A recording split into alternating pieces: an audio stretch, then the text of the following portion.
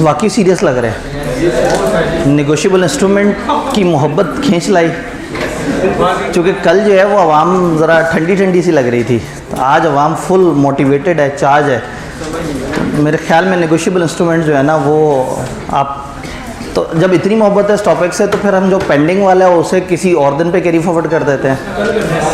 असल में अगर हम स्टार्ट करेंगे चैप्टर 18 की रिमेनिंग कंटेंट से ना, तो नेगोशिएबल इंस्ट्रूमेंट को अपना वो प्रॉपर टाइम नहीं मिल सकेगा। Presume to be a difficult chapter, जो कि इस तरह से है नहीं, तो शायद पहली दफ़ा आप उसको एक फ़्लो में पूरी कहानी को कवर कर सकेंगे, तो फिर आपको पूरी गेम समझ आएगी। और देन थोड़ा सा कनेक्टेड चैप्टर 15 का पोर्शन करेंगे। अगर डी एंड पे हमारे पास टाइम बच गया तो चैप्टर 18 का जो पोर्शन है वो कवर कर लेंगे, अदरवाइज़ हम उसको कल की तरफ शिफ्ट कर देंगे। अली इमरान साहब से मैंने जो है वो परमिशन ले ली है कि कल का दिन जो है उन्होंने कहा जी आप उसको क्लास एक्सटेंड कर लें, वो अपनी क्लास को कल के दिन थोड़ा सा लेट बुला लेंगे। तो कल हमारी जो लिमिट है वो 2:15 तक नहीं है, और कल कंपनी लॉ का भी क्रैश नहीं है, क्रैश डे नहीं है, तो उधर भी जी।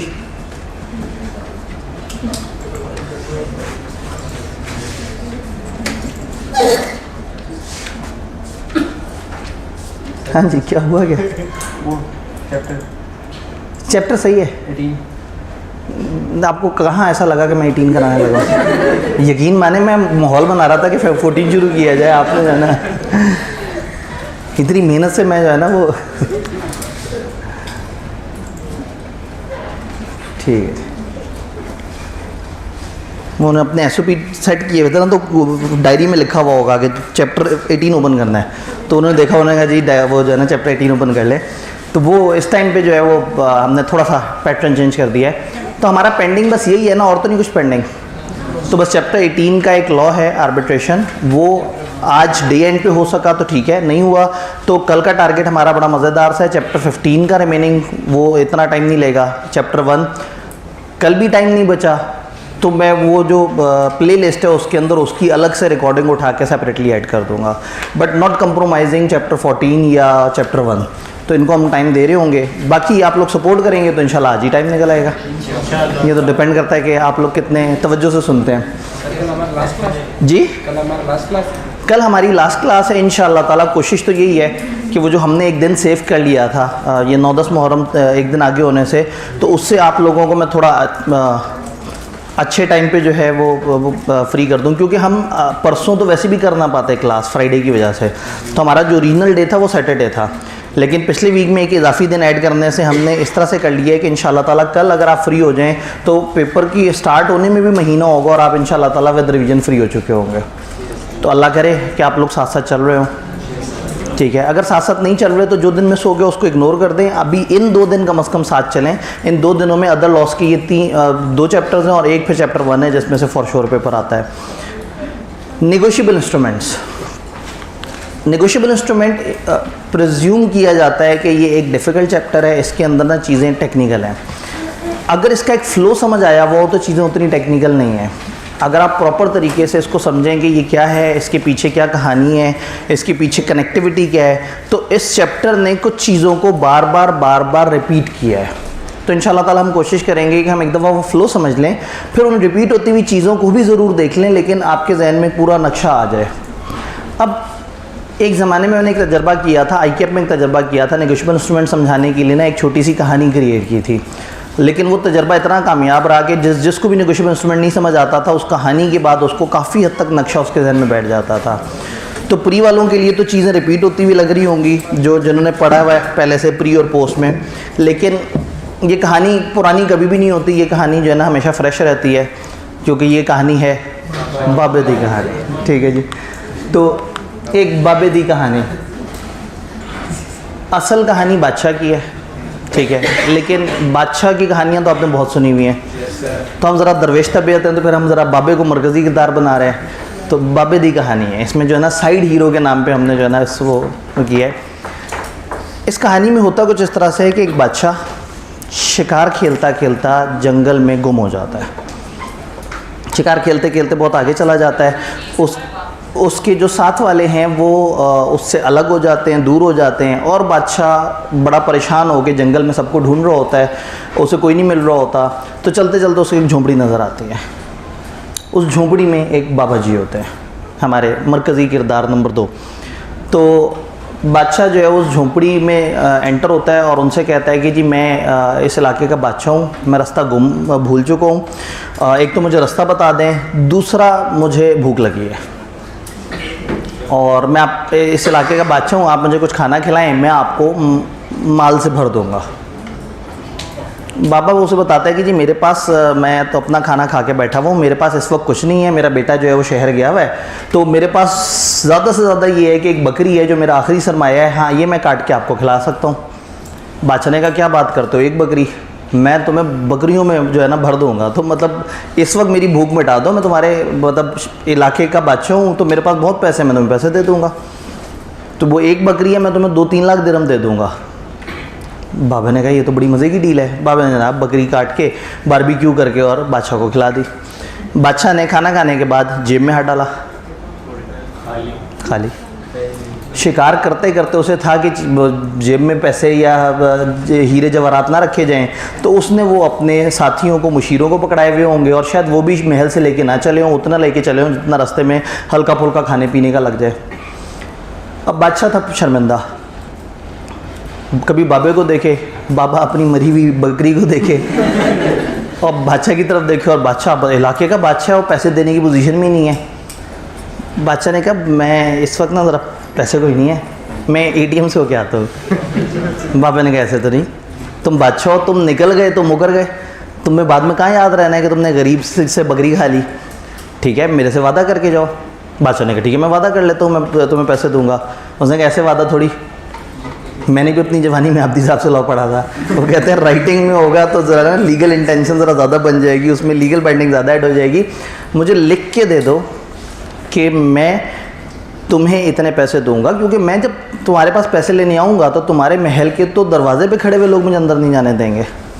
एक कागज़ बनाओ, उस कागज़ पे लिख के दो कि तुम मुझे इतने पैसे दोगे, उस पर कुछ तारीख शारीख डालो, साइन कर दो, ताकि मैं आराम से वो कागज़ ला के प्रेजेंट कर सकूं। और कुछ इस तरह से लिख दीजिएगा कि मैं आ जाऊं या मैं अपने बेटे को भेज दूं, तो कुछ इस तरह का जुमला होना चाहिए। बादशाह ने कहा ठीक है। उसने एक कागज़ बनाया, मैं बादशाह तुम बाबे को या तुम्हारे कहने पे किसी और को 3 लाख दिरहम दूंगा, और नीचे बादशाह ने साइन कर दिया। तो एक कागज़ बन गया है जिस कागज़ पे बादशाह ने वादा कर लिया बाबे से कि मैं तुम्हें 3 लाख दिरहम दूंगा। अच्छा तुम्हें भी दे सकता हूँ, तुम बाबे को, या तुम्हारे कहने पर किसी और को, यानी उसको ऑथराइज़ कर दिया कि अगर तुम किसी और का नाम भी लिख दोगे तो वो आके, तो उसने कहा ये अब कागज़ है, इस पर मेरे साइन है, मेरे साइन सारे लोग पहचानते हैं, तो तुम जिस वक्त भी 1-2 दिन बाद पैसे लेने आओ, जब भी तुम्हारा दिल करे, तुमने आना है, वो कागज़ दिखाना है दरबान को, वो मुझे तक मेरे तक पहुंचा देंगे। ये कागज़ तुम मुझे दे दो या जिसका तुमने नाम लिखा हुआ है वो मुझे कागज़ दे दे, मैं उसको फ़ौरन से 3 लाख दिरहम दे दूँगा। तो बाबे ने कहा हाँ अब ये एक लॉजिकल बात हो गई कि मेरे हाथ में एक ऐसा कागज़ है, तो तुमने मेरी बकरी खा ली है, मेरे पास कंसिडरेशन में एक ऐसा डॉक्यूमेंट है जिसको मैं पेश कर सकता हूँ। तो फिर क्या हुआ, शाम में बेटा घर आया, बेटे को बाबे ने सारा माजरा सुनाया कि इस तरह से बादशाह आया था और इस तरह से मामला हुआ था। तो बेटे ने कहा ठीक है सही है, मैं कल सुबह शहर जा रहा हूँ, आप एक काम करें मेरा नाम लिख दें। तो बाबे ने यहाँ पे जहाँ लिखा था ना तुम्हारे कहने पर, बाबे ने अपने साइन किए और लिख दिया, बेटे का नाम लिखा, फॉर एग्जांपल शकील, वकील, जो भी उसका नाम है, बेटे या बेटे के कहने पर, और बेटे के हवाले कर दिया।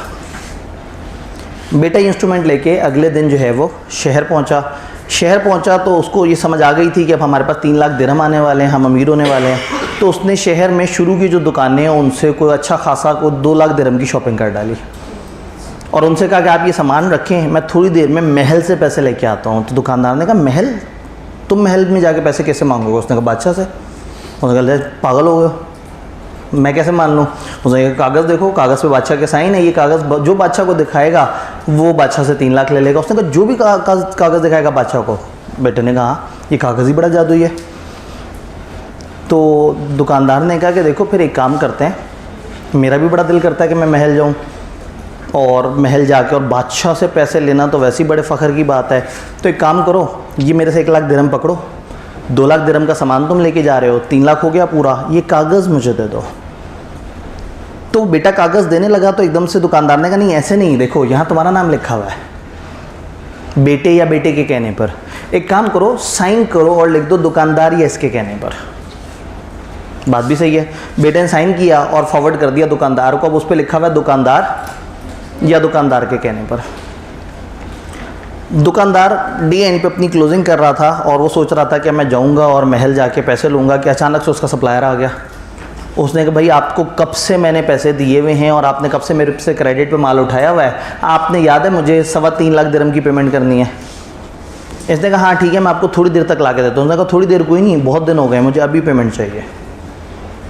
बेचारे ने फिर मजबूर होकर कहा अच्छा चलें अगर अभी पेमेंट चाहिए, ये 3 लाख मेरे पास कागज़ पड़ा हुआ है, 25,000 दिनार मेरे से जो है वो दिरहम मेरे से ले लें। और उसने 3 लाख का जो वो कागज़ था उस पर साइन किया और साइन करके कह दिया सप्लायर या सप्लायर के कहने पे किसी को। सप्लायर ने आगे शायद पता नहीं किसी और को फॉरवर्ड किया हो, उसने किसी और को फॉरवर्ड किया हो। इंटरेस्टिंग बात है कि एक आखिरी बंदे के हाथ में वो कागज़ होगा जिसका नाम लिखा हुआ होगा, वो जाएगा बादशाह के पास और बादशाह ने ज़िंदगी में कभी उसे देखा भी नहीं होगा, लेकिन बादशाह का उस बंदे के साथ कॉन्ट्रैक्ट हुआ होगा कि वो बादशाह उस बंदे को पैसे देने का पाबंद होगा।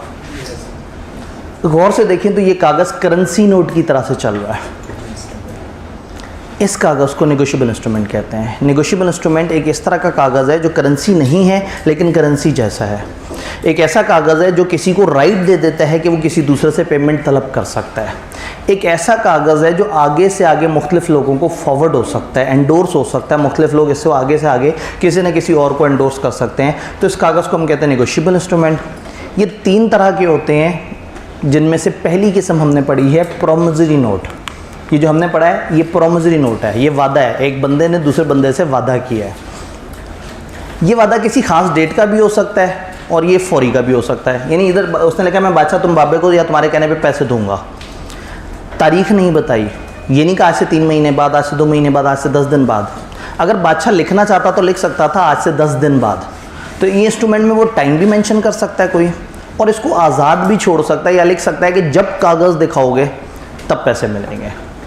फिर ये कागज़ किसी एक बंदे के नाम पे भी हो सकता है या उसके ऑर्डर पे किसी और के ऊपर भी हो सकता है। इवन बादशाह ये भी लिख सकता था कि मैं बादशाह तुम बाबे को या जिसके हाथ में ये कागज़ हुआ उसको पैसे दे दूंगा। तो इस कागज़ को वो बेरर भी बना सकता है कि जिसके हाथ में हो उसका। इस कागज़ को ऑर्डर भी बना सकता है कि जिसको वो बाबा ऑर्डर कर देगा उसके कहने पे। तो ये कागज़ टाइम बेस्ड भी हो सकता है, डिमांड बेस्ड भी हो सकता है। ये कागज़ जो है वो एक पर्सन के ऑर्डर पे भी हो सकता है और ये बेरर के तौर पे भी हो सकता है। तो ये इंस्ट्रूमेंट समझ आया। डेफिनेशन देखते हैं। Promissory note instrument in writing है। पहली बात ये कि राइटिंग में एक इंस्ट्रूमेंट है, not being a bank note और करेंसी नोट। ये बैंक या करेंसी नोट नहीं है, ये एक कागज़ है, एक इंस्ट्रूमेंट है।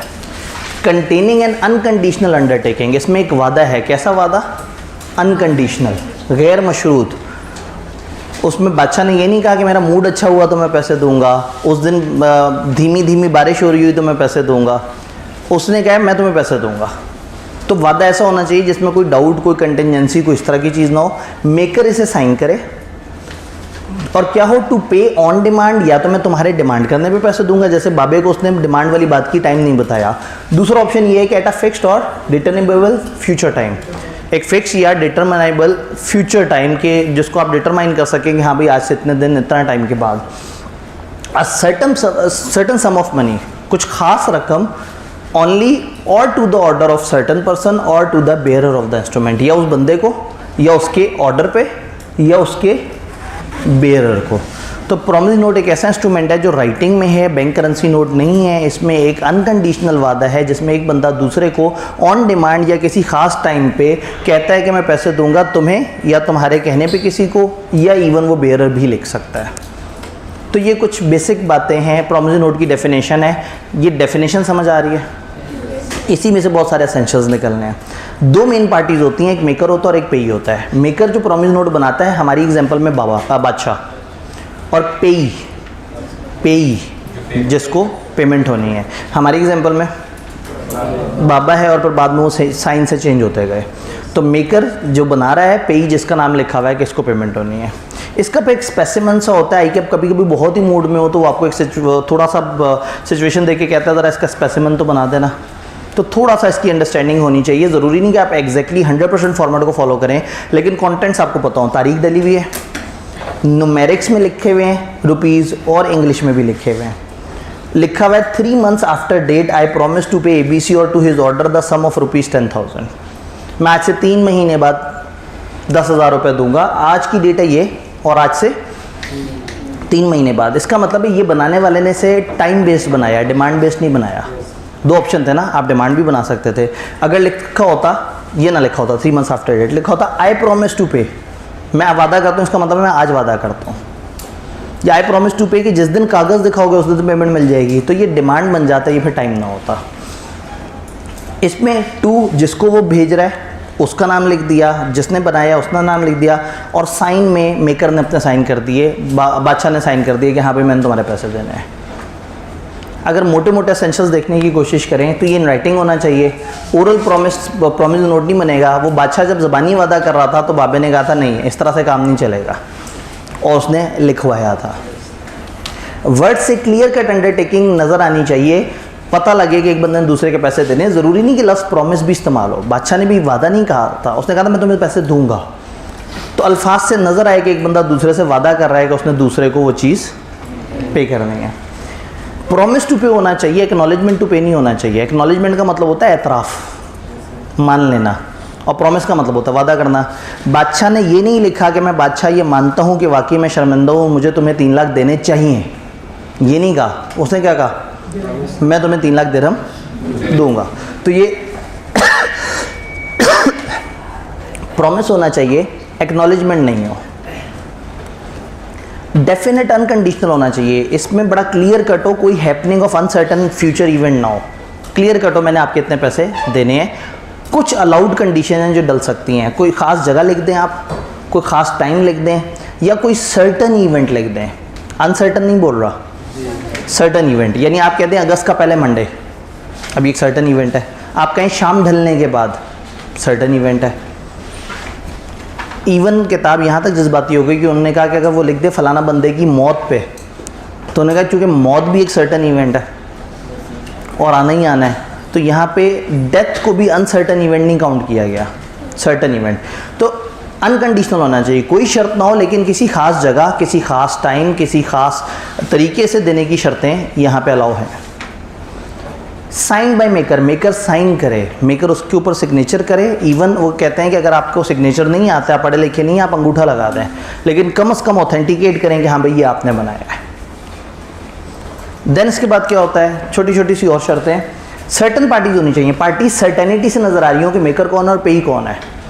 अगर कागज़ को देख के पार्टीज ही नहीं समझ आ रही, बादशाह ये लिखता कि याद करो वो 27 जून की वो अनोखी शाम जिसमें एक मजबूर लाचार का पेट भरा था, और ऐसे में वो मजबूर लाचार जो है वो चाहता है कि वो दूसरे बंदे को जिसने उसका पेट भरा उसको 3 लाख दिरहम दे दे।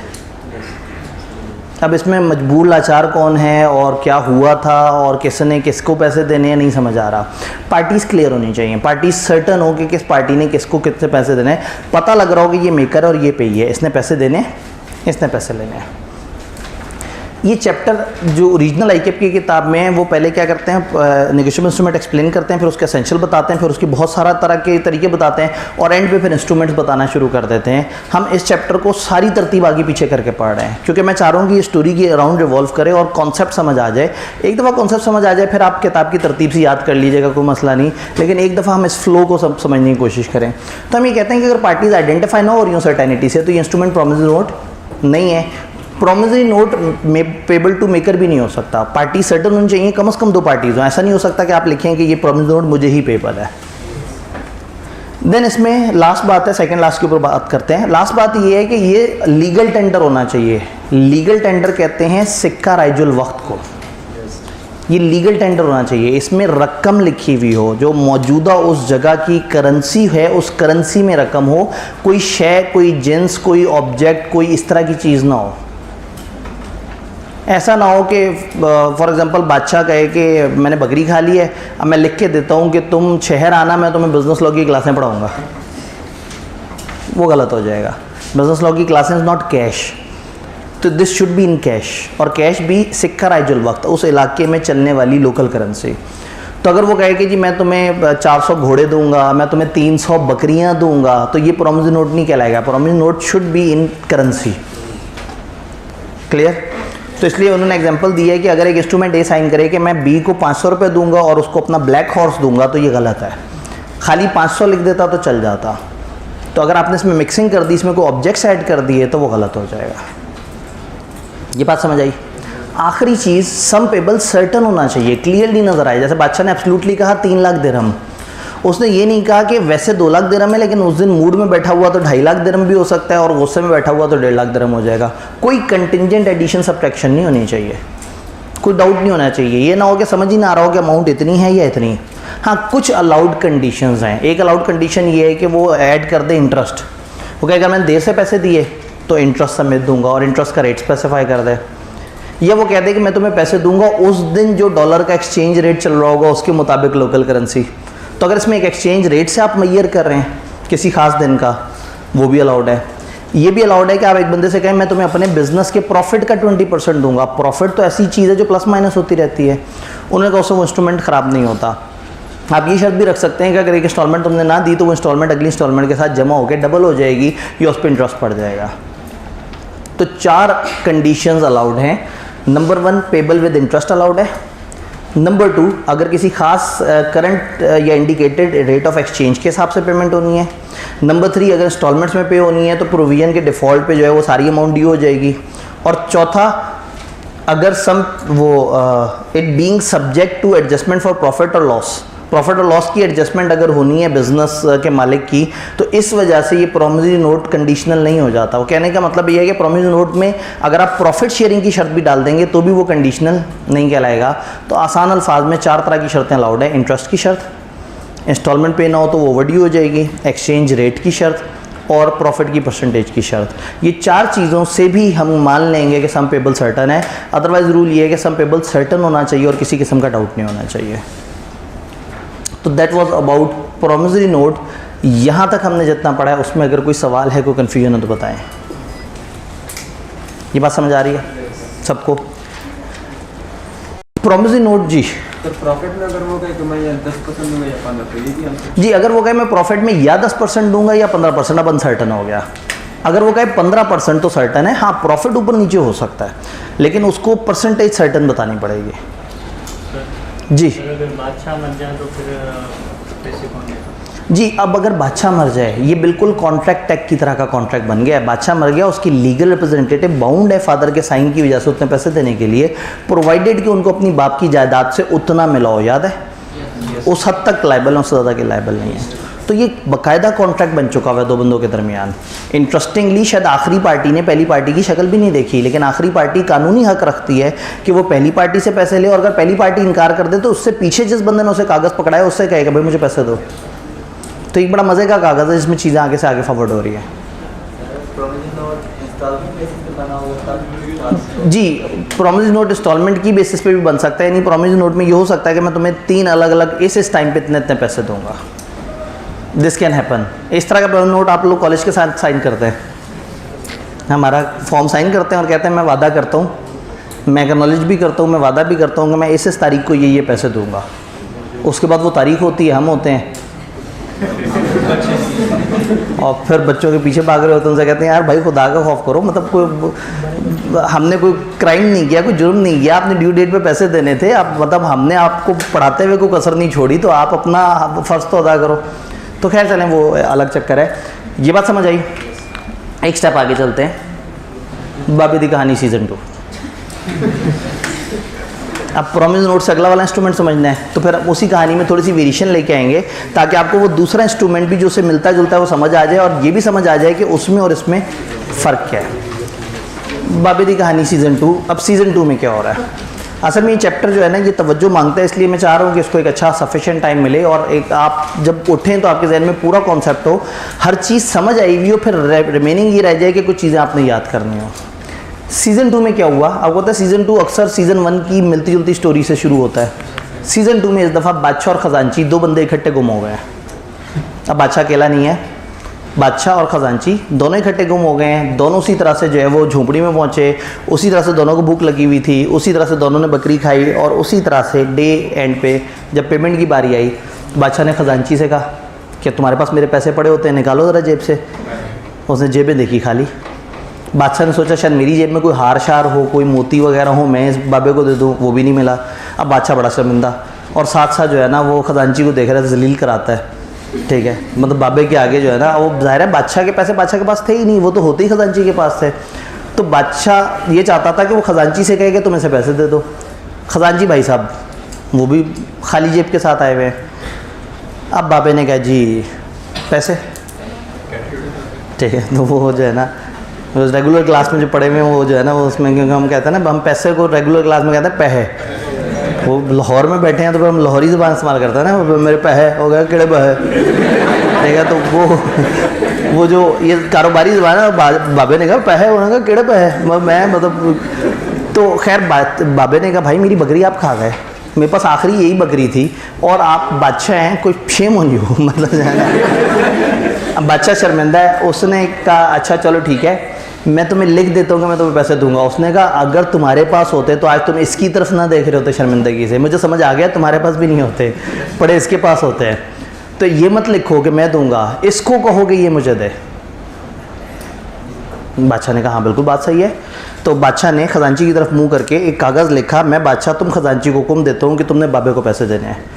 खजांची को कागज़ पकड़ाया, खजांची ने जेब में डाला और दोनों खामोशी से झोंपड़ी से बाहर निकलने लगे। बाबे ने कहा 1 मिनट, आपस वापस में खेल के फारिग हो गए हो, मैं पैसे तो मैंने लेने हैं। तो उसने कहा हाँ तुम्हारा नाम तो लिखा है। उसने कहा नाम लिखा है, कागज़ तो मुझे दो। तो उन्होंने कहा हाँ वाकई बात तो सही है, कागज़ इसके पास होगा तो ये जाके, तो ये कागज़ उसको दे दिया गया बाबे को। तो बाबे ने कहा कि देखो बादशाह तुमने तो साइन कर दिए हैं, लेकिन पैसे किसने देने हैं, इससे भी तो साइन करवाओ। बादशाह ने उसको भी कागज़ दिया। अब कागज़ पे लिखा हुआ है कि मैं बादशाह तुम खजांची को हुक्म देता हूँ कि तुमने बाबे को या बाबे के कहने पे किसी और को 3 लाख दिरहम देने हैं। बादशाह ने साइन कर दिए और उसके बाद इसको आगे फॉरवर्ड कर दिया खजांची को, और खजांची ने भी साइन कर दिए। खजांची ने जब साइन कर दिए तो उसके बाद आपने उठा के ये चीज़ बाबे को दे दी कि अब ये कागज़ है जिस पे जिसने पैसे देने उसके भी साइन है और जो असल ज़िम्मेदार है उसके भी साइन है। अगर वो पैसे ना दे खजांची, तुम पहले उसके पास जाना, उसे कागज़ दिखाना, वो ख़जाने में से पैसे दे देगा।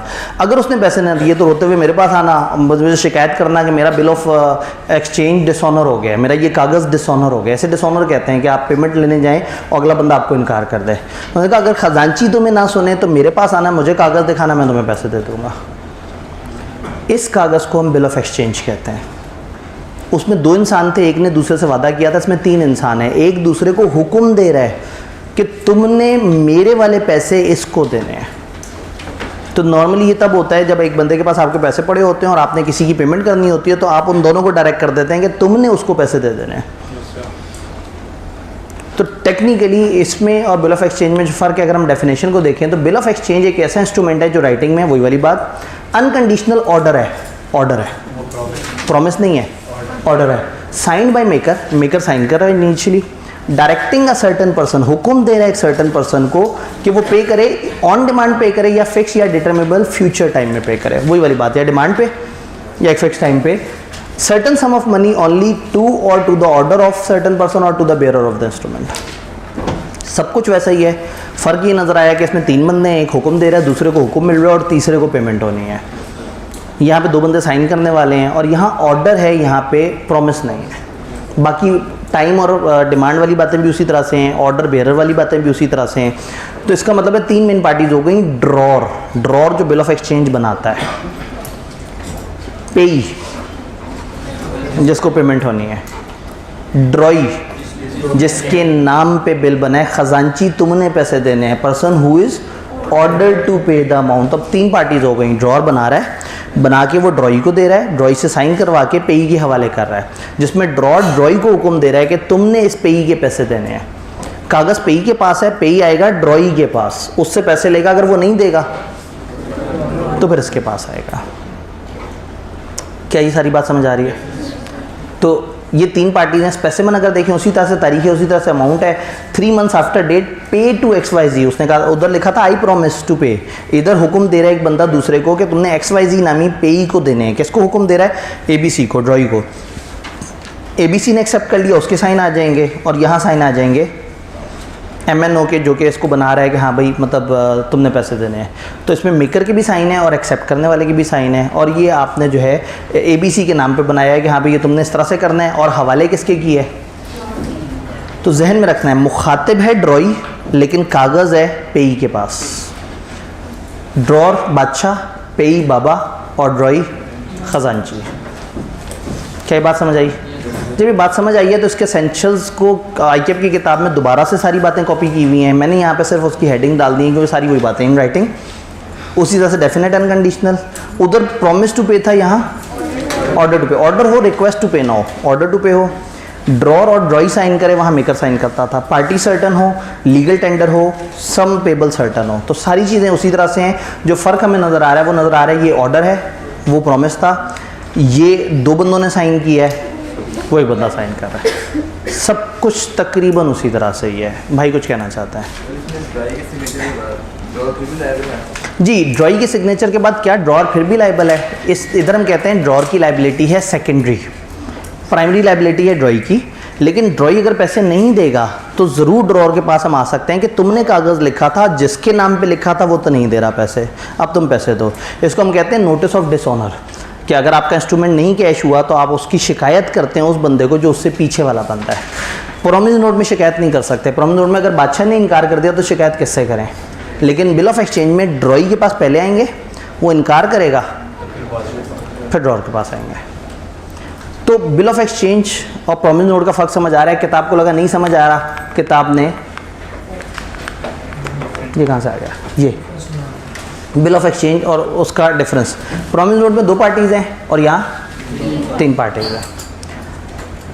इस पॉइंट पे बाद में आते हैं। इसकी टोन है प्रॉमिस, इसकी टोन है ऑर्डर। इसमें एक्सेप्टेंस नहीं चाहिए, प्रॉमिस नोट किसी और से एक्सेप्ट नहीं करवाना, जबकि इसमें ड्रॉई की एक्सेप्टेंस चाहिए। पेमेंट प्रेजेंट होने से पहले एक दफ़ा ड्रॉई ने कम से कम इसको ओके किया हुआ हो। इसमें लाइबिलिटी है प्राइमरी और एब्सोल्यूट। बादशाह की प्राइमरी लाइबिलिटी है, बनाने वाले की। यहाँ बनाने वाले की लाइबिलिटी सेकेंडरी है, कंडीशनल है। It arise only when the acceptor does not honour the, जब वो ऑनर नहीं करेगा बिल तब उसकी लाइबिलिटी आएगी।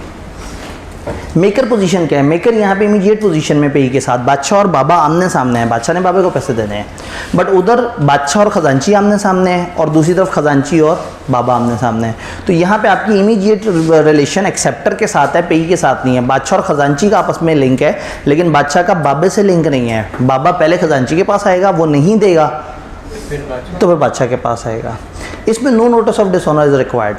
अगर ये बाउंस हो जाए या इसकी पेमेंट ना हो तो आप किसी को शिकायत नहीं कर सकते, और ये अगर डिसऑनर हो जाए तो आप शिकायत कर सकते हैं। ड्रॉर को भी शिकायत कर सकते हैं, या आपको पीछे जिस पार्टी ने इंस्ट्रूमेंट दिया आप उसे भी शिकायत कर सकते हैं। यहाँ पे मेकर और पेई सेम लोग नहीं हो सकते। हमने कहा था ना एक ही बंदा दोनों काम नहीं कर सकता, 2 बंदे होने चाहिए। उधर 3 बंदे हैं तो 3 कॉमन होके 2 बन सकते हैं। जो ड्रॉर है वो ही पेई भी बन सकता है। बादशाह किसी दिन महल में बैठे बैठे खजांची से कहे कि मैं तुम्हें हुक्म देता हूँ मुझे 5 लाख दिरहम ला के दे दो। किसको ला के दे दो? मुझे ला के दे दो। तो बादशाह ड्रॉर है, ड्रॉई है खजांची, और पेई कौन है? बादशाह। तो ड्रॉर और पेई एक बंदा हो सकता है। बिल ऑफ एक्सचेंज में ये दोनों पोजीशन एक बंदे की हो सकती हैं। प्रॉमिस नोट में ये दोनों पोजीशन एक बंदे की नहीं हो सकती। बनाने वाला ही खुद पेमेंट रिसीव करे ऐसा बिल ऑफ एक्सचेंज में पॉसिबल है, प्रॉमिस नोट में पॉसिबल नहीं है। ये पॉइंट सबको समझ आया? डिफरेंसेस समझ आए? जब हम बिल ऑफ एक्सचेंज को समझ बैठते हैं तो अचानक से लोग कहते हैं कि ये तो चेक हो गया। चेक में क्या होता है? भाई मैंने ये भाई को अगर पैसे देने हैं तो मैं मिज़ान बैंक को एक चेक लिख के दूंगा, या मैं एक चेक लिखूंगा जिसमें मैं मिज़ान बैंक से कहूँगा पे ये वाले भाई 5 रुपये। ठीक है, मैंने कहा मैं गलती से भी कोई ऐसी बात ना कर दूँ आप बाद में क्लिप निकाल के आप कहें लीगली सर ने क्लास में क्लेम किया था। तो अगर मैं उसमें लिख दूँ कि ये वाले भाई को आप 5 रुपये देने हैं। अच्छा, अब यहाँ मिज़ान से साइन करवाने की ज़रूरत नहीं है क्योंकि मिज़ान की तो ऑलरेडी स्टैंप वगैरह आ रही है, वो तो चेकबुक ही मिज़ान के नाम की है। तो मैं चेक लिख के दे दूँ मिज़ान का और इनको पकड़ा दूँ ये पे ही है। तो मैं ड्रॉर हूँ, मेरा बैंक ड्रॉई है और जिसको पेमेंट होनी है। तो यूँ समझें कि खजांची की जगह बैंक को ऐड कर दें तो ये चेक बन जाएगा। तो इसका मतलब अब चेक की डेफिनेशन लंबी चौड़ी नहीं होगी। अगर आपको बिल ऑफ एक्सचेंज समझ आ गया है तो चेक एक इंस्ट्रूमेंट है जिसकी डेफिनेशन है cheque is a bill of exchange. Cheque एक बिल ऑफ एक्सचेंज है। अब चेक है चैप्टर 15 में, लेकिन चूंकि ये इंस्ट्रूमेंट समझ आ रहे हैं आपको, तो वो साथ कनेक्टेड ये भी समझ आ जाएगा, ताकि जब हम चेक पे जाएंगे तो चीज़ें कवर हुई हुई होंगी। शायद आपको स्केड्यूल याद हो तो उसमें लिखा था chapter 14 and chapter 15 start, bracket में लिखा था स्टार्ट, कि हम उसको स्टार्ट कर देंगे, उसको छेड़ के वापस आ जाएंगे, उसको अगले दिन प्रॉपर करेंगे, लेकिन एक दफ़ा आज उसे थोड़ा तंग कराएंगे। तो चेक एक बिल ऑफ एक्सचेंज है, drawn on a specified banker, किसी खास बैंकर पे ड्रॉन होगा। यानी कि चेक एक ऐसा बिल ऑफ एक्सचेंज है जिसमें खास बैंक ही आएगा, किसी और को आप नहीं देंगे, किसी और के नाम पे नहीं करेंगे। यानी चेक में ड्रॉई हमेशा बैंक होना चाहिए। फिर इसमें एक और कंडीशन है, वो कंडीशन ये है कि जैसे हमने बाकी जगह कहा था ना कि वो टाइम भी हो सकता है, डिमांड भी हो सकता है, ऑर्डर भी हो सकता है, बेरर भी हो सकता है। बातें समझ आती हैं, टाइम और डिमांड। तो उसमें टाइम लिख दें कि इतने अरसे बाद, या कहते हैं अभी ये पैसे ले सकते हो। और बेरर ऑर्डर, ऑर्डर में किसी का नाम लिख दें, और बेरर क्या था, किसी के हाथ में, वो भी। तो ये एक अजीब सा इंस्ट्रूमेंट है, इस पर वो कहते हैं आप टाइम इंस्ट्रूमेंट नहीं बना सकते, ये हमेशा डिमांड होगा। ये हमेशा डिमांड होगा। चेक आज आप बनाएंगे तो आप हमेशा आज की तारीख डालेंगे। अगर आप आज किसी फ्यूचर डेट को डाल देते हैं तो ये एक इनवैलिड इंस्ट्रूमेंट है। आप जिस वक्त चेक बनाएंगे आप उस दिन की डेट डालेंगे, और उस दिन से, उसी सेकंड से वो डिमांड इंस्ट्रूमेंट बन जाएगा। अगले ही लम्हे अगला बंदा बैंक जाके पैसे ले ले तो वो ले सकता है। तो चेक हमेशा डिमांड होगा, चेक कभी भी टाइम नहीं होगा।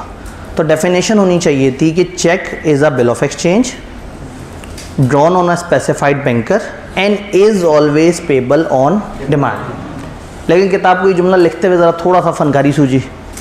उन्होंने, अब डेफिनेशन है तो मैं इसके अल्फाज भी सीधे नहीं कर सकता था। उन्होंने कहा and not express to be payable otherwise than on demand. वो लिखना चाह रहे थे is express to be payable on demand, उन्होंने कहा is not express to be payable other than demand. Cheque other than demand हो जाए ऐसा हो ही नहीं सकता। तो फिर कैसा हो सकता है, चेक डिमांड होगा। मतलब ये दो नेगेटिव इकट्ठे कर दी ना। Not express to be payable, इस पे ऐसा नहीं लिखा होगा। कैसा नहीं लिखा होगा, अदर देन डिमांड। चेक पे अदर देन डिमांड लिखा हो ऐसा नहीं होगा, तो फिर क्या होगा। तो अगर ये डेफिनेशन ना होती, नीचे की कोई चीज़ होती, तो मैं इसको सेंसर करके साफ अल्फाज में ऑलरेडी लिख चुका होता। लेकिन डेफिनेशन है, मैं भी मजबूर हूँ कि मैं उसके साथ छेड़छाड़ नहीं कर सकता। मैं हर दफ़ा याद कराता हूँ, एक दफ़ा फिर याद करा दूँ कि डेफिनेशन को उन्हीं अल्फाज के साथ लिखना है पेपर में। बाकी जगह you always have a liberty कि अगर आपको अच्छा लिखना आता है और आप एक्सप्रेस कर सकते हैं अपने अल्फाज में तो आप ज़रूर करें। लेकिन अगर आपको अच्छा नहीं लिखना आता तो फिर पेपर में रिस्क मत लीजिएगा, बाकी चीज़ें भी याद कर लीजिएगा। खामखा ऐसे सोचेंगे ज़रा लिख के देखते हैं, फेल हो गया तो पता लग जाएगा कि मेरी राइटिंग अच्छी नहीं थी। तो ये तजर्बा है कि आप मत करें। अगर अपने ऊपर हल्का सा भी गुमान है कि आपकी राइटिंग अच्छी नहीं है तो शर्माने की ज़रूरत नहीं है, आप चीज़ों को कवर कर लें। सीए में अगेन वही वाली बात है, अपने आप को समझना ज़्यादा ज़रूरी है। बहुत सारे लोग अपने आप को नहीं समझते, 3-3, 4-4 पेपर धड़ाधड़ देते रहते हैं, 5-6 अटैम्प्ट तक देते रहते हैं। फिर बाद में ख्याल आता है कि नहीं मैं ज़्यादा जुल्म करता हूँ, फिर 2 पेपर देना शुरू करते हैं, पास हो जाते हैं। समटाइम एक स्टूडेंट 2-2 करके 4 अटैम्प्ट में अपने 8वां पेपर निकाल लेता है, 2 साल में कैफ कर लेता है। और एक स्टूडेंट मुसलसल 3-3 की कोशिश करता रहता है और 2.5 साल बाद उसका 1 पेपर पास हुआ होता है। तो ये गलत नहीं है कि आप कम पेपर दें या इवन ज़्यादा पेपर दें। अच्छी बात बस अपने आप को असेस करना है, अपने आप को असेस ज़रूर करें कि आप कहाँ पे हैं। आप स्लो लर्नर हैं, कोई बात नहीं है। सीए में कोई बहुत ज़्यादा चीते नहीं लर्नर मौजूद या बहुत ज़्यादा, यहाँ पे इस्तकामत ज़्यादा चाहिए। और जो लाइक बच्चे होते हैं उनका कॉन्फिडेंस फ़ौरन से शटर हो जाता है जब वो पेपर देते हैं और फेल होते हैं। जो मेहनत वाला बच्चा होता है वो कहता है अच्छा फेल हो गया कोई बात नहीं, अगली बार मैं मेहनत करके पेपर दूंगा। तो इस्तकामत यहाँ चाहिए, डिटर्मिनेशन चाहिए, मेहनत चाहिए, इंटेलिजेंस थोड़ी साइड पे रह जाती है। और आधे ज़्यादा सब्जेक्ट ऐसे हैं जिसमें इंटेलिजेंस से कोई बहुत ज़्यादा प्लस माइनस आपको फ़ायदा नहीं होता। आप जितने भी इंटेलिजेंट हो, फ्रॉड की डेफिनेशन तो फिर भी रटा ही मारनी पड़ेगी ना। आप खुद से लिखने की कोशिश कर लें, कहीं ना कहीं उसमें गड़बड़ हो जाएगी। तो कुछ जगह हम बाउंड हो जाते हैं। इंटेलिजेंस आपको सपोर्ट कर सकती है कम टाइम में ज़्यादा सीखने के लिए, बट यहाँ इस्तकामत और कंसिस्टेंसी ज़्यादा चाहिए। तो चेक हमें समझ आया, चेक एक ऐसा बिल ऑफ एक्सचेंज है जो हमेशा एक स्पेसिफाइड बैंकर पे होगा और डिमांड के अलावा हो ऐसा हो नहीं सकता, यानी ये हमेशा होगा ऑन डिमांड। 3 पार्टीज कौन सी हैं, ड्रॉ, ड्रॉई और पेई। ड्रॉ जो बना रहा है, ड्रॉई जो बैंकर है, और पेई जिसको पे हो रहा है। चेक का एक फॉर्मेट, बैंक का नाम और वो सारी चीज़ें। अच्छा, चेक का फॉर्मेट कोई 1-2 अटेम्प्ट पीछे आई कि अपने अपनी किताब में रिवाइज़ किया था। तो एक दफ़ा आप देख लीजिएगा कि अगर आपकी किताब मैच कर रही है या आपके पास थोड़ी सी कोई पुरानी किताब है तो देख लीजिएगा कि क्या ये इसी तरह का फॉर्मेट है आपके पास, तो उससे आपको इजी हो जाएगा। पता लगा मेरी अपनी किताब में डिफरेंट फॉर्मेट निकला है। अच्छा जी, तो ये फॉर्मेट है, बैंक का नाम यहाँ पे लिखा हुआ है, ऑलरेडी लिखा हुआ है, यानी कि अब इसमें बैंक के साइन की ज़रूरत नहीं है। चेक नंबर आ गया, तारीख आ गई, पे और आगे खाली जगह कि यहाँ बंदे का नाम लिख दिया जाएगा और आगे लिखा होता है और बेरर। इसे काट देंगे तो बेरर नहीं रहेगा, नाम लिख देंगे तो वो बंदा भी कैश करा सकता है और बेरर भी, जो बेरर आएगा वो पीछे अपने साइन करेगा वो कैश करा सकता है। इसे काट देंगे तो ये ऑर्डर बन जाएगा। यानी ऑर्डर बेरर दोनों हो सकता है लेकिन टाइम डिमांड दोनों नहीं हो सकता। ये हमेशा क्या होगा, डिमांड। यहाँ इंग्लिश में रुपए लिख देंगे, यहाँ नंबर्स में रुपए लिख देंगे, यहाँ साइन आ जाएगा। तो नंबर्स और इंग्लिश आपस में मैच कर रहे हो तो समटाइम क्या होता है, यहाँ देख के कन्फ्यूजन हो रही होती है तो इंग्लिश पढ़ ली जाती है, इंग्लिश में कन्फ्यूजन हो तो नंबर पढ़ लिया जाता है। तो ये दो तरह से आप लिखते हैं, नंबर भी और इंग्लिश लैंग्वेज में भी। नीचे उनका अपना एक अकाउंट नंबर और बाकी सारी चीज़ें वगैरह आ रही होती हैं। तो ये एक चेक का इस तरह का एक फॉर्मेट होता है। बात समझ आइए। तो चेक क्या है, बिल ऑफ एक्सचेंज। तो फिर चेक के एसेंशियल देखने में भी कोई बात नहीं है। चेक इन राइटिंग होगा हमेशा। चेक एक्सप्रेस ऑर्डर टू पे है, रिक्वेस्ट नहीं है, डेफिनेट अनकंडीशनल है, साइन बाय ड्रॉअर है, सर्टन पार्टीज़ है, सर्टन सम है, सिर्फ पैसे हैं। ये सारी बातें वो हैं जो हमने पढ़ी हुई हैं। नई दो बातें क्या हैं, ये हमेशा स्पेसिफाइड बैंकर पे ड्रॉ होगा और ये हमेशा पेबल ऑन डिमांड होगा। और यहाँ दो साइन नहीं है, यहाँ एक साइन है, ड्रॉअर के साइन है। तो क्या ड्रॉ, ड्रॉई, मेकर, पेई, ये सारे अल्फाज हमें समझ आ रहे हैं, ये सारे तरह के इंस्ट्रूमेंट हमें समझ आ रहे हैं। नेगोशिएबल इंस्ट्रूमेंट्स की टाइप्स की तरफ आते हैं। यानी नेगोशिएबल इंस्ट्रूमेंट्स किस किस नोयत के हो सकता है। मैंने आपसे कहा कि ये टाइम भी हो सकता है, डिमांड भी, ऑर्डर भी हो सकता है, बेरर भी हो सकता है। तो अब ज़रा आते हैं किताब से, पूछते हैं कि किताब हमें किस किस तरह से बता रही है। तो ये कह रहे हैं कि ये ऑर्डर इंस्ट्रूमेंट भी हो सकता है और बेरर इंस्ट्रूमेंट भी हो सकता है। ऑर्डर इंस्ट्रूमेंट का क्या मतलब है, which is express to be so payable, जिसमें वो लिखा हुआ हो जो हेडिंग में लिखा हुआ है। ये इस जुमले को हम पढ़ते हैं, which is express to be so payable, जो रेफर कर रहा होता है अपने से पीछे किसी हेडिंग की तरफ, जैसे उन्होंने कहा है। अब रेगुलर क्लास में तो मैंने इसकी पूरी इंटरप्रिटेशन बताई थी कि ये उन्हों से क्या मुराद होती है, लेकिन यहाँ पे which is express to be so payable का मतलब है जिसमें वो लिखा हो जो ऊपर हेडिंग में लिखा है। तो order instrument is which is express to be payable to order, so payable. Bearer instrument में भी लिखा हुआ एक्सप्रेस टू बी, आप कहेंगे सर दोनों की सेम डेफिनेशन है। Order instrument which is express to be so payable और बेरर है, तो ये सो का मतलब है which is express to be वैसे पेबल जैसे ये लिखा हुआ है।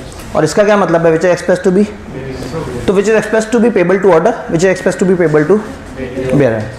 ये express to be payable to a particular person होता है और इसमें ऐसे अल्फाज नहीं लिखे होते जिससे आप मना कर रहे हो कि खबरदार इसको ट्रांसफ़र नहीं किया जा सकता। तो ऑर्डर इंस्ट्रूमेंट अगर किसी का नाम लिख दें, किसी स्पेसिफिक बंदे को बता दें कि ये या इसके कहने पे कहीं, तो वो बन जाएगा ऑर्डर इंस्ट्रूमेंट। किसी का नाम लिख दें और ऐसे अल्फाज ना लिखे हों जो ट्रांसफ़र को रोकते हों। बेरर में क्या है, आप कह दें ये पेबल टू बेरर है, या उसमें जो लास्ट एंडोर्समेंट है, जो आखिरी साइन है, वो ब्लैंक हो। ये आखिरी साइन ब्लैंक से क्या मुराद है, इसके लिए एक मैं आपको डायग्राम दिखाता हूँ। ओए, इस डायग्राम के साथ एक काम करना था मैंने, जो मैंने नहीं किया, अभी कर लेते हैं। हमारा क्या जा रहा है, very good, sorry we could not find see user SBI, पता नहीं क्या, एडिट भी नहीं करना दो को जालिम। वो कह रहा है आपने कोई गलत फाइल खोल ली है, हो सकता है वो हमें दोबारा वापस भी ना दे।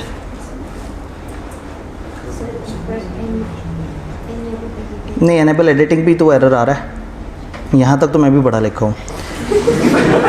इससे आगे जो है ना वो कह रहा है कि ये पता नहीं आप क्या बात कर रहे हैं, हो सकता है फाइल गायब हो गई हो सकता है इधर उधर हो गई हो। तो मुझे लग रहा है ये फ़ाइल अगर मैंने बंद कर दी तो ये दोबारा निकलेगी नहीं। तो इस वक्त हम इसी स्क्रीन के साथ गुजारा करते हैं। मैं ब्लैक स्क्रीन को ख़त्म करके वाइट स्क्रीन लेके आनी थी।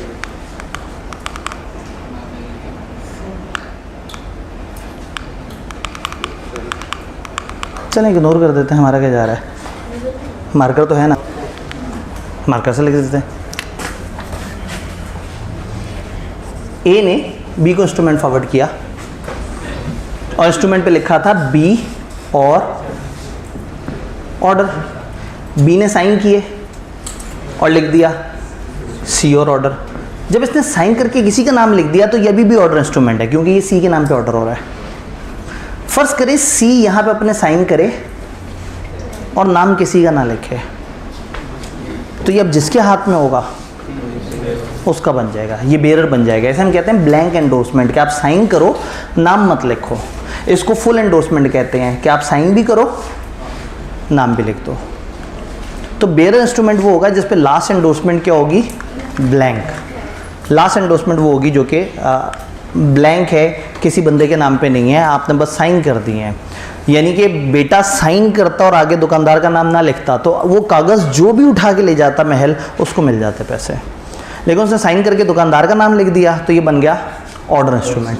तो ऑर्डर इंस्ट्रूमेंट है जिसमें आप मेंशन करते हैं कि इस बंदे को पेमेंट हो, और बेरर है जिसमें आप मेंशन नहीं करते, वो जिसके हाथ में होता है उसको। तो बेरर इंस्ट्रूमेंट की एक निशानी ये है कि इसकी लास्ट एंडोर्समेंट क्या होती है, एंडोर्समेंट इन एंडोर्समेंट। समझ आ रहा है वर्ड, जब ये एक बंदा साइन करके दूसरे को फॉरवर्ड कर रहा है।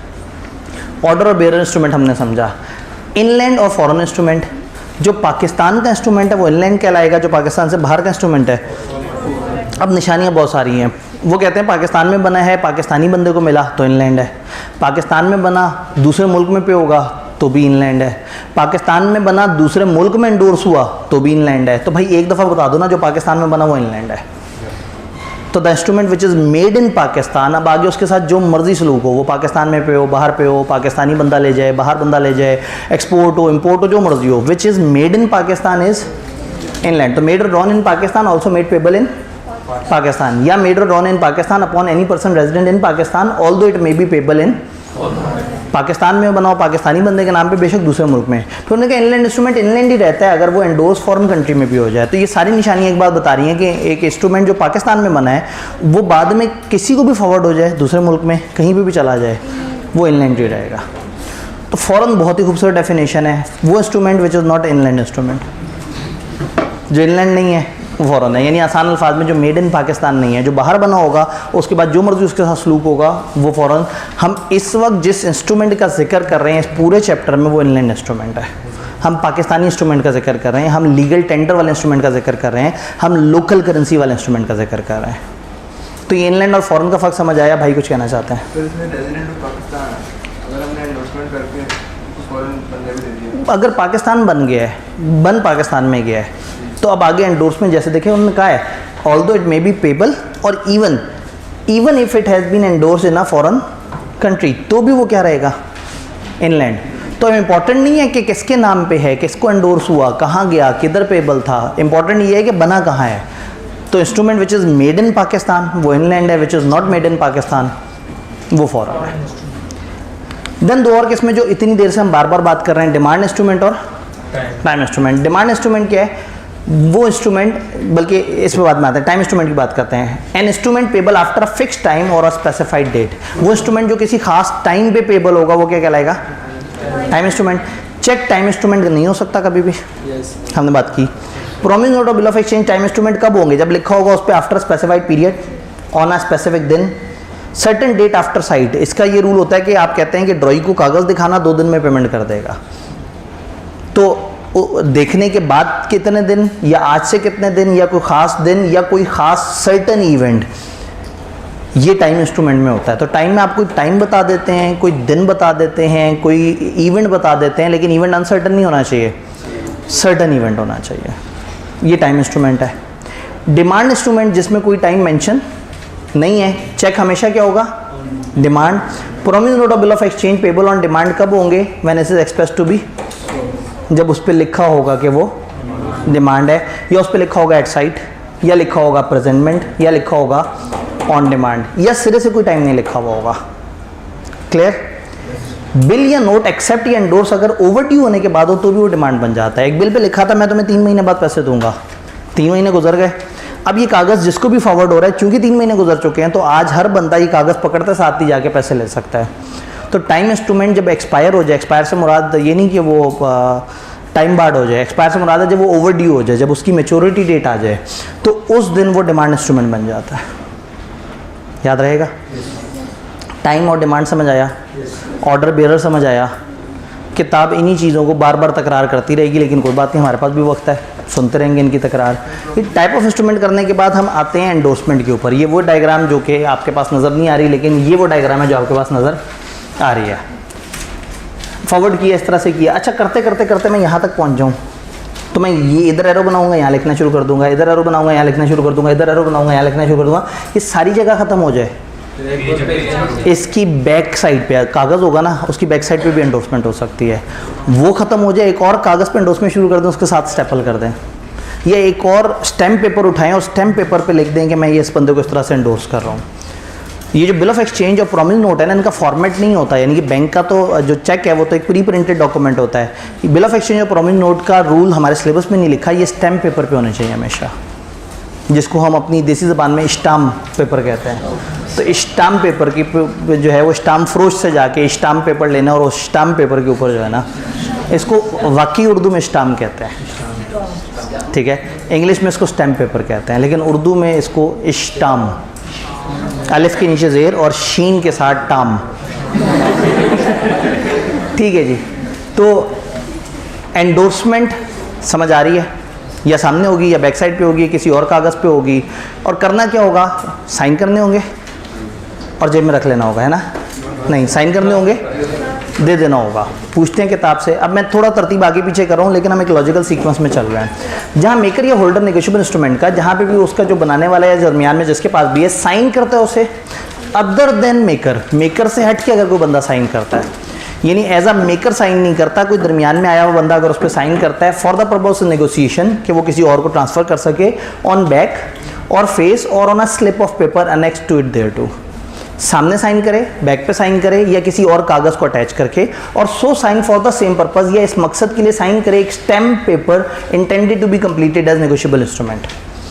सामने साइन करे, पीछे साइन करे, किसी कागज़ पे साइन करे, या किसी और स्टैम्प पेपर को ले आए कि ये उसका साथी है, ये उसका दोस्त है, ये उसके साथ मिल के चलेगा, तो इस शख्स को कहेंगे कि उसने एंडोर्स कर दिया है, और इस बंदे को एंडोर्सर कहेंगे। जब एक बंदा उसे साइन करके किसी दूसरे के हवाले कर दे तो उसे एंडोर्समेंट कहते हैं। हमारी किताब को बार बार लगता है कि इन बच्चों को समझ नहीं आती, तो वो एसेंशियल में फिर से बताएंगे। वो कहेंगे जी रुक जाएं, डेफिनेशन समझ आ गई, आए एसेंशियल पढ़ते हैं। It must be on instrument itself if no space is left on the back, और further endorsement are signed on a slip of paper attach to the instrument. It must be signed by the endorser, sign होना चाहिए for the purpose. कोई particular form of words नहीं चाहिए, ये नहीं लिखा होना चाहिए कि मैं ये चाहता हूँ कि बी को ये मिल जाए या सी को मिल जाए, साइन किया, नाम लिखा, कहानी ख़त्म। कोई अल्फाज नहीं चाहिए, को बहुत ज़्यादा इस तरह से नहीं। Completed by delivery of the instrument, बनाने के बाद इंस्ट्रूमेंट डिलीवर करना है। डिलीवर करने से क्या मुराद है, हैंड ओवर करना है। समटाइम क्या होता है, आप एक एक्चुअल हैंड ओवर करते हैं और समटाइम आप सिंबॉलिक हैंड ओवर करते हैं।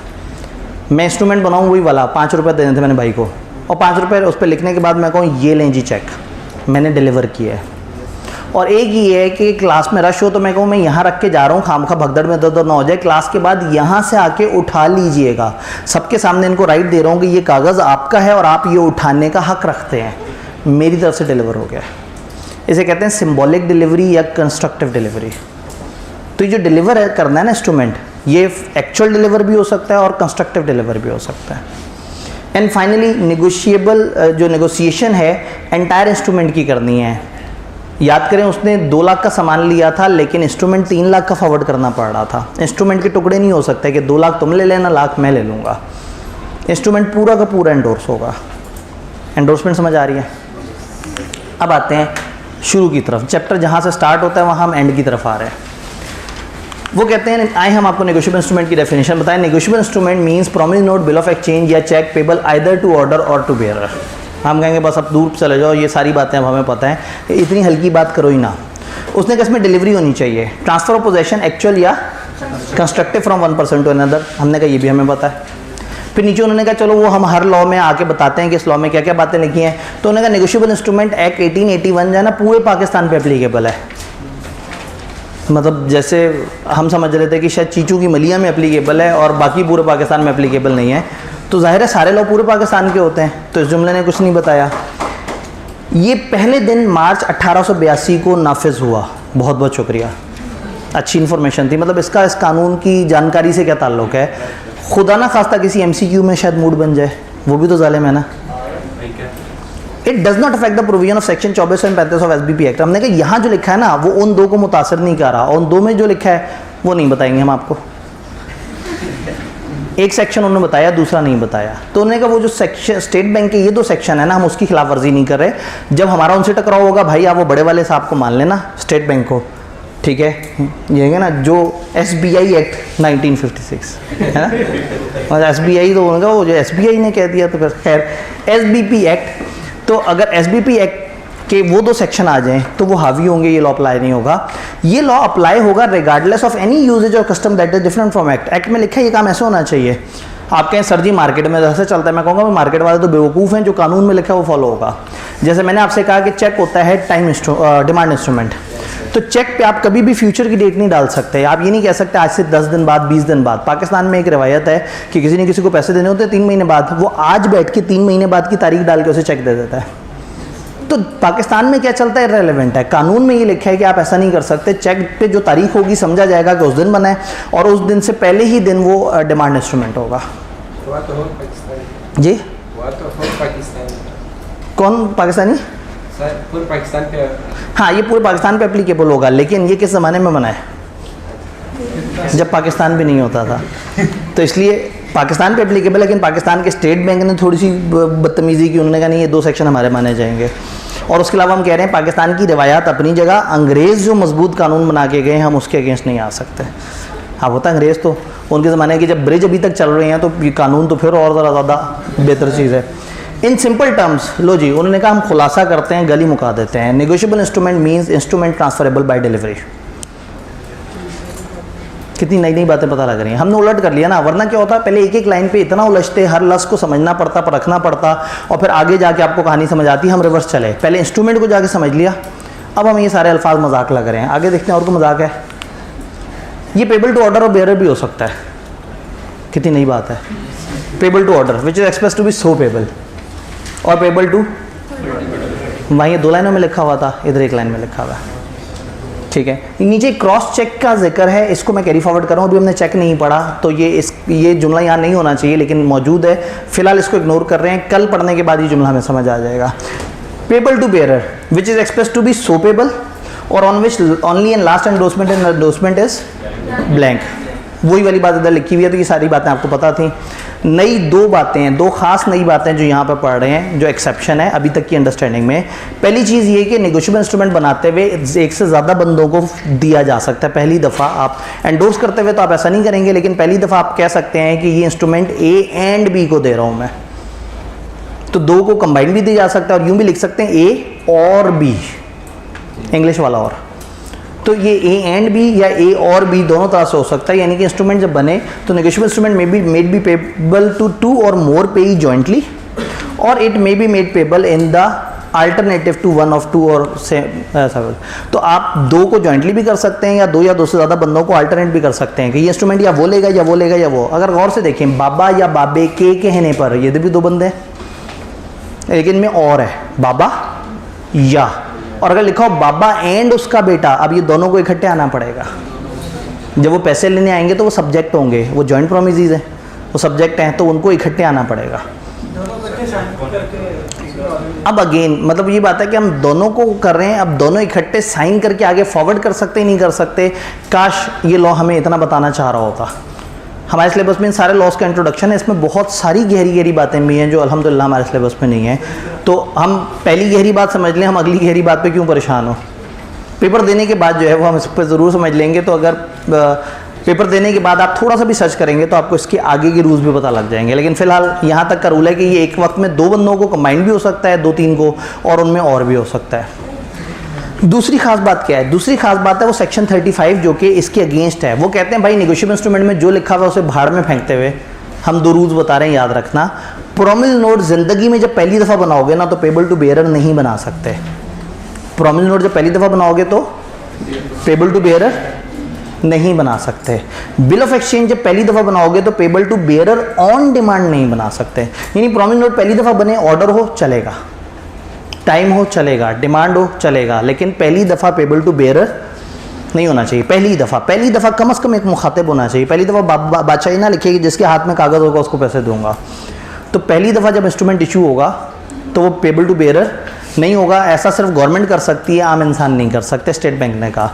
दूसरा, बिल ऑफ एक्सचेंज जब बनेगा तो payable to bearer on demand नहीं होगा पहली दफ़ा, payable to bearer on time हो सकता है, पेबल टू ऑर्डर हो सकता है, लेकिन payable to bearer and on demand ये दोनों फीचर पहली ही दफ़ा उसमें नहीं होंगे। यानी कि एक रिस्ट्रिक्शन लगा दी स्टेट बैंक ने कि आप ये दो इंस्ट्रूमेंट इशू करते हुए ख्याल करना है कि ये वाली बातें इकट्ठी नहीं कर देनी।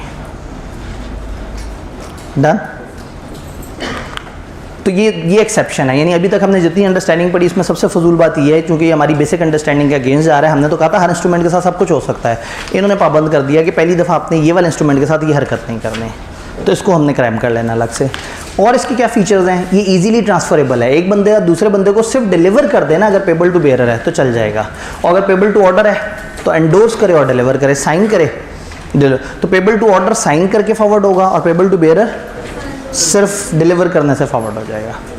फिर वो कहते हैं title of holder in due course. Holder in due course को टाइटल क्या मिलेगा, होल्डर इन ड्यू कोर्स को किस किस्म का इंस्ट्रूमेंट मिलेगा, ये होल्डर इन ड्यू कोर्स समझना पड़ेगा, तो फिर ये वाली लाइन समझ आ जाएगी। तो होल्डर इन ड्यू कोर्स को समझने के लिए थोड़ा सा आगे जाना पड़ेगा, पार्टीज़ को देखना पड़ेगा।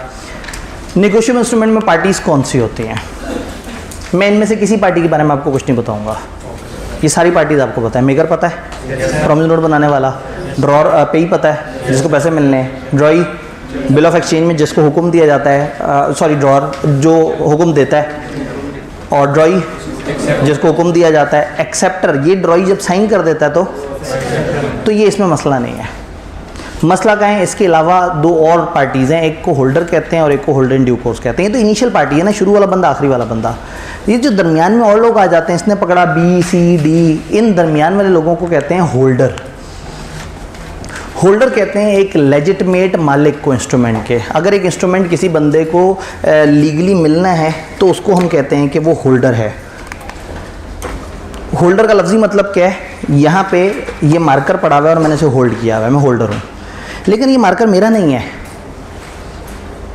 और ये कॉलेज की प्रॉपर्टी है, और मैं इसे उठा के लेके जाऊँ तो कॉलेज वाले कहेंगे भाई ये आप होल्ड किया हुआ था आपने, लेकिन है आपका नहीं, कानूनी तौर पे आपका नहीं है।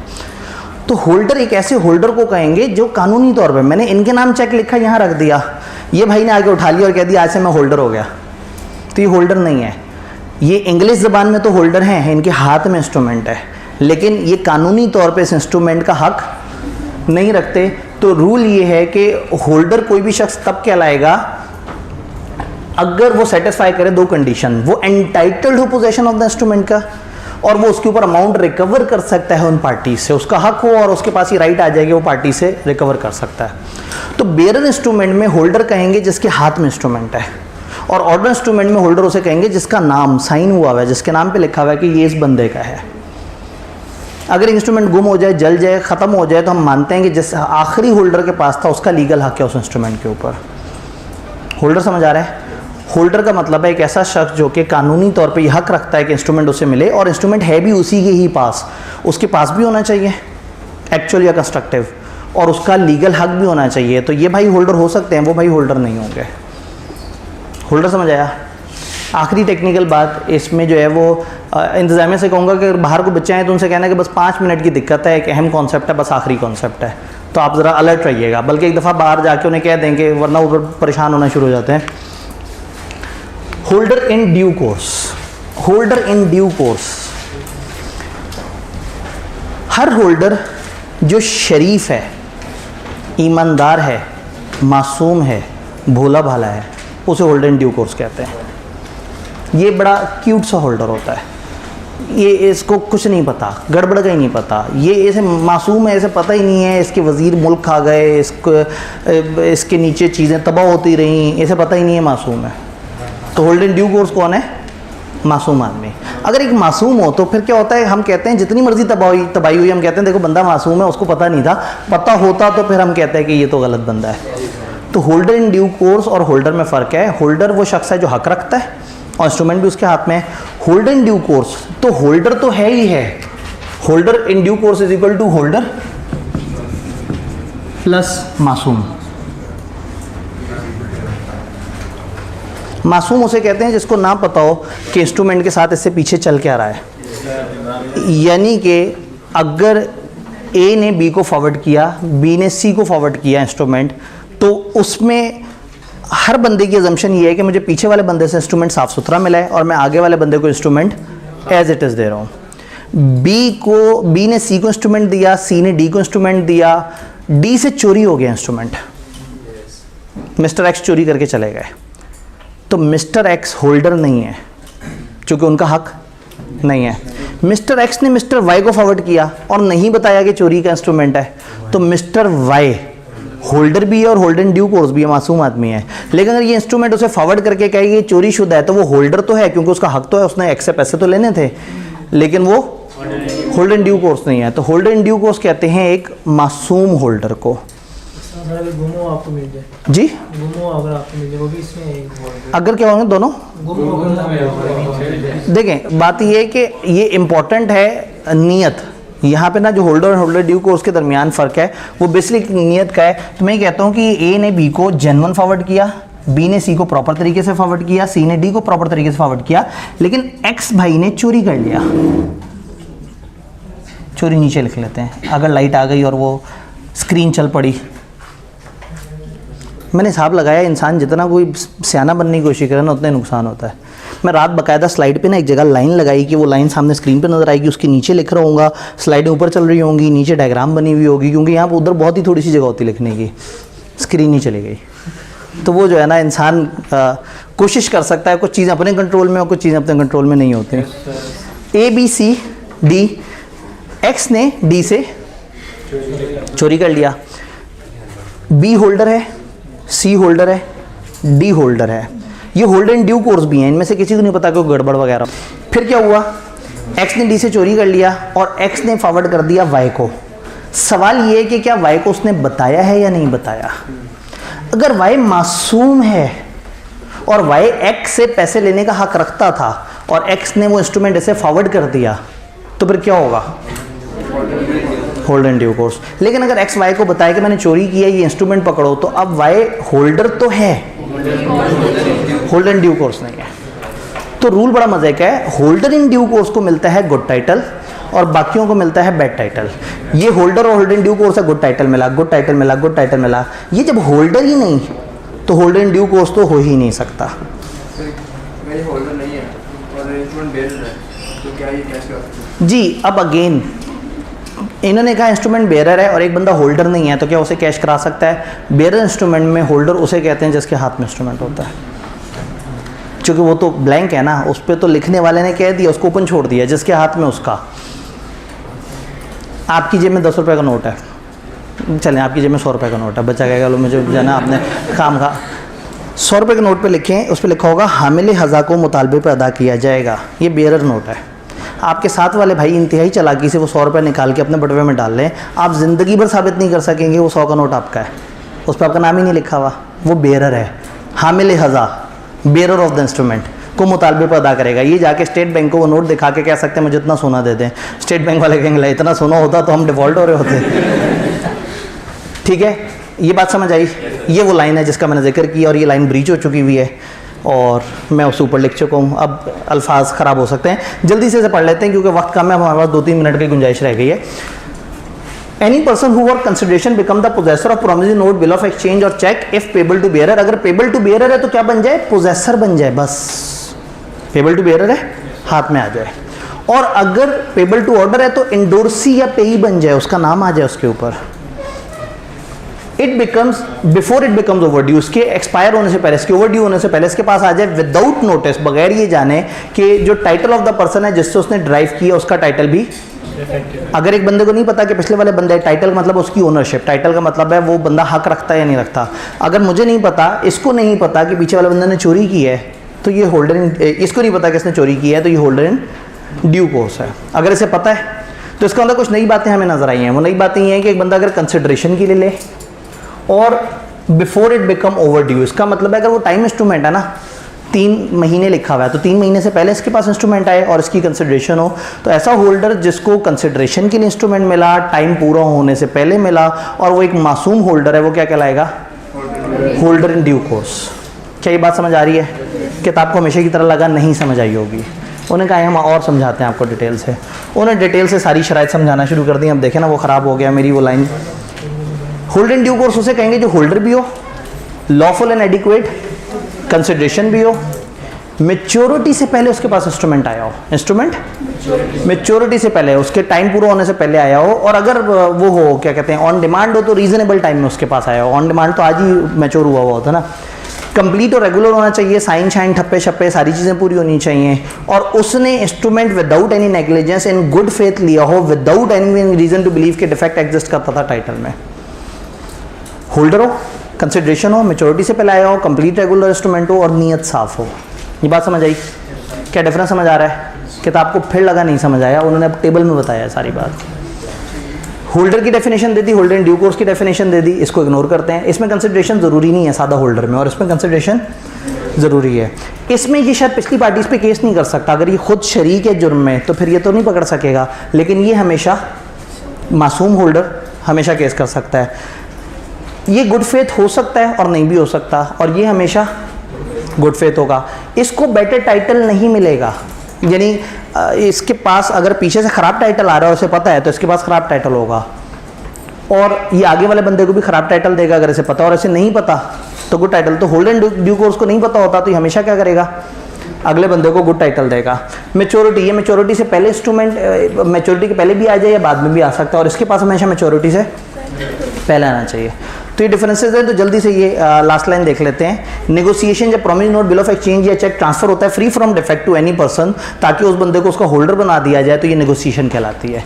यानी एक बंदा दूसरे को एंडोर्स करे और वो होल्ड इन ड्यू कोर्स को एंडोर्स करे, तो ये क्या कहलाएगा, negotiation. Hold in due course मासूम होल्डर है, तो पेमेंट इन ड्यू कोर्स मासूम पेमेंट है।